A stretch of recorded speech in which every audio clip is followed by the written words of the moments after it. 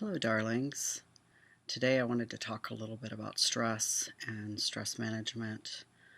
There's a lot that one could say about this topic. It's huge, but since it has been such a focus of my summer, I thought I would share some of the ideas that I have. It's such a huge problem, and it's a problem that people don't talk about enough because stress is so incredibly linked up with disease, a number of conditions. There's scientific evidence that links it to heart disease and stroke and cancer, digestive issues, mental health issues. I've been working on trying to lower my overall level of stress, learning how to sit still, learning how to work through a process rather than running away from it. I've had a few events this week that have been incredibly instructive. I'm normally polite to people, I get along well with most kinds of people, but I'm very much of an introvert and I have a lot going on internally when I'm interacting with a person. And if I encounter someone in service industry and they are repeatedly unprofessional or rude, whatnot,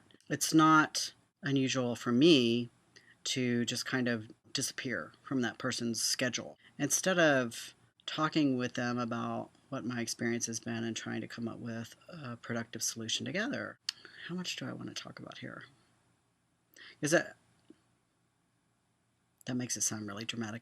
My tattoo artist is really awesome, but in our session this week, this is a very long project, so we're going to be spending a lot of time together. The session this week was interrupted repeatedly by a friend of hers who was, I came to understand later, was in some kind of enormous crisis.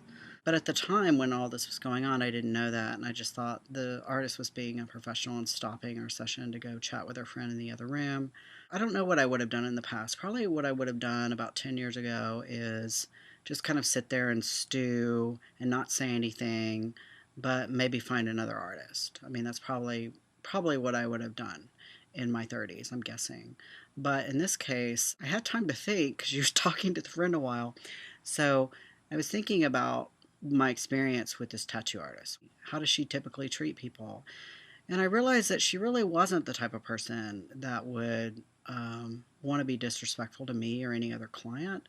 So I kind of worked through it. And also, I was picking up a different kind of energy in the building or whatever. I mean, that sounds weird, but I was just picking up something that made me pause and not judge so quickly. And sure enough, come to find out, this friend of ours who had stopped by was in the midst of leaving a very violent boyfriend.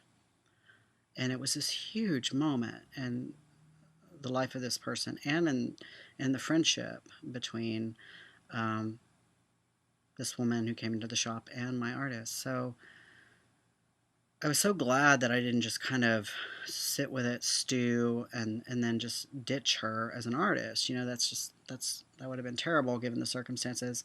Instead, I just asked when she came back in the room. I asked if she needed me to come back at another time because my schedule's flexible. I don't care. And that's when she sort of explained a little bit what was going on. And she continued to work with me because she'd already made plans with her friend and everything was being worked out. The crisis was being dealt with, and I got to get my tattoo worked on, and my artist did an amazing job, and it taught me, more importantly, and this is why I'm using this in a video about stress. It taught me that I was sitting in that chair with all this stress. Like I was feeling irritation, I was feeling fear because what if I made the wrong decision? What I'm trying to teach myself to do, and this is really important, I think, for a lot of people, is how to sit with uncomfortable feelings and to know that you're going to actually figure it out and you're probably going to figure out a very good solution. And it's even better if you can figure out a solution that works well with other people. Because I ask a question, here are other options. Like, you don't have to stay here and work on me on this tattoo if it's not a good day, because I came at it from a position of compassion as opposed to being annoyed with her or feeling entitled and demanding my time. It ended up being just a seamless, smooth interaction. And I got a better understanding of my own ability to read a situation because I think my instincts were telling me that even though I couldn't hear their conversation in the other room, picked up on some kind of energy that something important was going on. And sometimes the biggest part of stress management is putting your ego aside. So that was one example. There have been like several others just this week. So all this stuff is like coming at me. It's a minor thing, I understand, but I think it's a big thing internally. So I think that's a big part of the work because if you can't interact with people and how stressful they are, because human beings are stressful, they're unpredictable, they sometimes hurt your feelings, sometimes they disappoint you, sometimes they make you really happy, and that's stressful. um, there's all kinds of stress around dealing with people. So looking at how you cope with that is helpful. The other stuff I've been doing has been more physical, trying meditation. I think that's the toughest thing, honestly, for me to do. Meditation is harder for me than abstaining from alcohol or cigarettes, harder for me than doing acupuncture or going to a gym. Sitting down and dealing with all that internal stuff, trying to detach from it, is the most challenging thing to do. But I think physiologically and emotionally, it might be one of the most powerful things you can do. Most people think of meditation as something that hippies do or yogis do or Buddhists. There's a lot of neuroscience behind it at this point, showing that it does change brain chemistry, brain waves. It even can kind of reroute where you process information in the brain if you meditate over time, and that's profound. So, and I think that that's linked up with the ability to deal with stress because low stress tolerance is linked with a number of mental disorders as well. How you respond to stress has everything to do with how serious your symptoms are or whether the symptoms even appear at all. Stress is also a huge factor in whether or not you even go on to develop more serious mental illnesses if they run in your family, things like schizophrenia, which is something that Amanda Bynes has just been diagnosed with. You may have a predisposition in your family for a number of mental disorders, but if you're raised in a household that's relatively stable and without a great deal of stress and trauma, you may not develop those disorders. In fact, there's a good chance you won't. So, stress is one of those little pieces of the puzzle in the development of some lifelong issues. So it's very important for us to look at how teenagers deal with stress. You know, we look a lot at bullying, and that's important because that's interpersonal stress to the extreme, right? But looking at ways that we're teaching kids to cope. Are we teaching them to cope with video games and substance abuse or eating? Or are we teaching them to think about how their body's doing and how they're taking care of their bodies so that if there is a predisposition in a family, most families have some kind of mental illness, whether it's panic disorder, whether it's depression, most families have something going on. So it's really important for kids to start thinking about this stuff before they become adults and become really habituated in a lot of maladaptive coping strategies. Those are a couple of thoughts about stress, and I would love to hear what other people have to say about how you cope. So today we're talking about stress, and I had to take a bit of time to think about this because I stress a lot, so to pinpoint exactly what kind of things were stressing me and how I dealt with them was a bit of a long process that I had to think about. Stress. What is it exactly? And what are we stressed about? I stress about work. I'm a contractor for 6 months, so my job isn't 100% certain. I worry that if I don't adhere or meet the targets, that they'll get rid of me. I worry about money and paying back debt, saving money to achieve my plans. I stress about what life will be like in a year from now, even though I'm trying to stay optimistic. I stress about my 11-year-old dog and how old she's going to be around for. I stress about how I'm going to feel when she's gone. I've never lost anyone close to me, so I don't know what it will feel like. I'm scared to think about it. I'm stressed that I'm practically forced to vote for a government that have just confused me and every other Australian I know. I don't like how stress has the ability to keep me up when I should be asleep. Then I get to suffer the next day. Stress. It's not fun. The way I manage stress is very much a work in progress, as I think most of us are. I'm sure no one has a flawless way to deal with stress. And if they did, I'd want to know everything about it. I was thinking, I decided to categorize exactly what my stress-provoking situations are.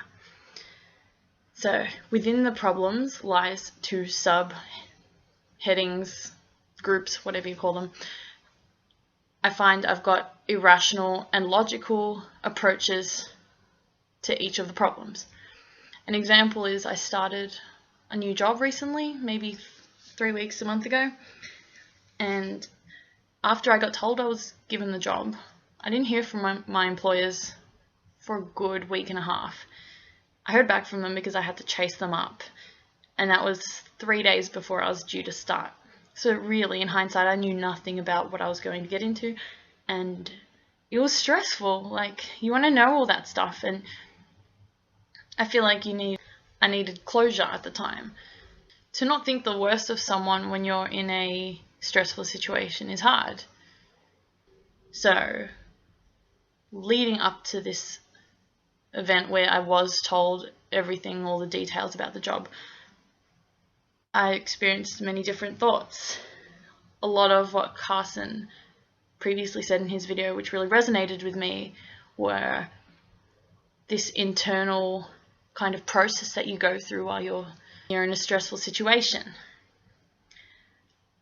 This is where I feel like irrational versus rational come into play, because while I'm experiencing what feels like an internal battle, these two are almost head to head in, oh, maybe they don't like you or they realize you don't look professional enough for the job, versus, hey, you have the qualities for it. Why wouldn't they want you? Maybe there's just something else delaying the process of getting back to you. So I very much have the capacity to think logically and approach a stressful situation in a logical manner. However, I'm a very irrational and emotional person, so that generally dominates my train of thought. And it's annoying, because I'd like to be able to just assess a situation without having to over-analyze or exaggerate it, but it's extremely difficult. So I find I'm often coping with smoking or binge eating, just anything that helps divert my mind from the problem. And while I feel like they do help stress, they're obviously not long-term solutions. I still plan on smoking and eating chocolate for the rest of my life, but they're not long-term problem solvers. I feel that's where the logical approach comes into play. What I'm really talking about is specifically applicable to emotional, irrational thinkers, because people like, say, my mum or my partner, they have the ability to be ridiculously logical, and I envy it, because I mean, they've got a lot less stress because they're obviously thinking of a logical kind of process behind something that's stress-provoking. I'm still trying really hard to deal with stress through really simple things, like, for instance, in particular stress-provoking situations, I used to carry around a teeny little notepad, and every time I had a negative, stressful thought regarding the problem, I would just write down something, if I could think of something that would reassure me, to kind of counteract the negative thing. And before I knew it, I had a list of like several pages with heaps of reassuring things. And it sounds really idiotic, but that's what helped me. And whether that's going to help you or a cigarette is, or, whatever, I think it's important for people to find what works for them. Anyway, bye. Let's go out back and plant a family.